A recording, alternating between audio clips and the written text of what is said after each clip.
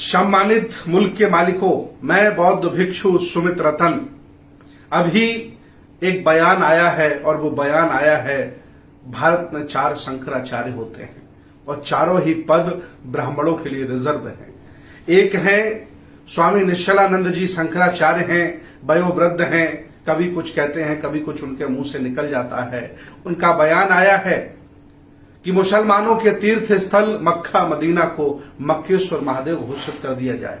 और ये निवेदन नहीं कर रहे, वो आदेश कर रहे हैं।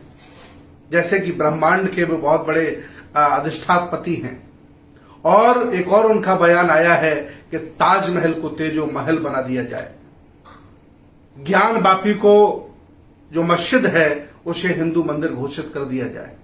मैं पूछना चाहता हूं आदरणीय शंकराचार्य महोदय जी, इतिहास की जानकारी हो, भूगोल की जानकारी हो, कभी पुरातन इतिहास आपने पढ़ा हो तो आपको पता होना चाहिए कि जो जगन्नाथपुरी मंदिर है आज भी उसमें बुद्ध की प्रतिमा विराजमान है। आज भी जगन्नाथपुरी के मंदिर के सबसे ऊपर बुद्ध की प्रतिमा विराजमान है।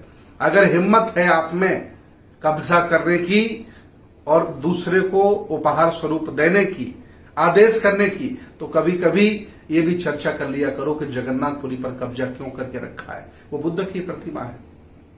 इतना ही नहीं, तिरुपति बालाजी जो पूरी दुनिया कह रही है, शोध पत्र कह रहे हैं कि बुद्ध की प्रतिमा है, कभी कभी विचार करके ये भी कह दिया करो कि तिरुपति बालाजी बुद्ध हैं। जब इतना ही सत्य कहने की आपकी आदत पड़ी है, मैं आपसे पूछना चाहता हूं, आप मुसलमानों को टारगेट करते रहते हो, उनके धर्म पर, उनके मजहब पर, उनकी व्यवस्था पर कुठाराघात करते रहते हो, आपको बड़ा मजा आता है। और आप जब ये कहते हो तो जो लोग जबरदस्ती बने हुए हैं या हिंदू, जिन्हें हिंदू माना नहीं जाता है, जैसे यहां पर अस्पृश्य लोग हैं, अनटचेबल लोग हैं, वो बड़ व्यवस्था में भी शामिल नहीं है। और जो शूद्र हैं, आदि आबादी के शूद्र हैं, ये भी कभी बड़ व्यवस्था में सम्मान नहीं पा पाए, आपकी सेवा करते रहे। ये लोग जबरदस्ती हिंदू बने हुए हैं। इन लोगों को बड़ा अच्छा लगता है जब आप मुसलमानों के मंदिरों पर, उनकी मस्जिदों पर, उनके आचार बने पर कुठाराघात करते हो।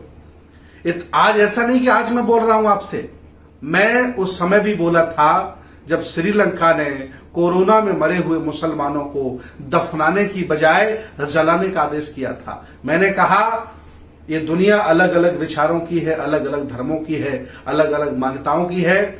व्यक्ति कोई भी धर्म का पालन करे लेकिन कभी किसी धर्म पर आक्षेप ना करे, आरोप ना लगाए, उसको ध्वस्त करने का प्रयास ना करे। हस्र क्या हुआ? श्रीलंका का हस्र। वो भी बौद्ध हैं, मैं भी बौद्ध हूं। सत्य बात को हमेशा कहूंगा कि जब जबरदस्ती आप किसी की संस्कृति, सभ्यता, दर्शन को नेस्तनाबूद करने का प्रयास करते हो, वह नहीं बल्कि आप हो जाते हो। वही श्रीलंका की सरकार खुद खत्म हो गई जो वहां के मुसलमानों को, तमिलियनों को, ईसाइयों को खत्म करना चाहती थी। उसी राह पर देश भारत आज चल रहा है। यहाँ के शंकराचार्य, यहाँ के बड़े बड़े नेता, नफरत फैलाने वाले लोग, जादूगर इसी राह पर चल रहे हैं। ये देश धर्म निरपेक्ष है, इसको धर्म निरपेक्ष बना रहने दो। एक रंग में रंगने वाले लोगों, ये देश रंग नहीं पाओगे, बल्कि आप और आपका कल्चर, आपकी व्यवस्था हमेशा हमेशा के लिए ध्वस्त हो जाएगी। मैं आह्वान करता हूं आदरणीय सरस्वती निश्चलानंद जी से, शंकराचार्य हैं, कि कभी कभी सत्य भी बोल दिया करो। मैं बौद्ध भिक्षु हूं। श्रीलंका के बारे में जो मैंने बताया, अगर तुम में हिम्मत हो तो ये कहो कि जगन्नाथपुरी बुद्ध विहार है, कहो तिरुपति बालाजी बुद्ध विहार है, कहो मथुरा में तुमने बलात् कब्जा किया है, आधी जमीन तुमने मुसलमानों को दे दी, आधे पर तुमने मंदिर बना लिया है, कहो साकेत बौद्धों की है, जबरदस्ती संविधान के विरुद्ध जन भावनाओं के आधार पर तुमने अयोध्या में मंदिर बनवा लिया, कहो ना। अगर इतने सच्चाधारी हो आप, शंकराचार्य हो, तो आपको पता चल जाएगा। इतिहास आपने पढ़ा होगा तो आपको पता होगा कि शंकराचार्य का कब इस भारत में आगमन होता है।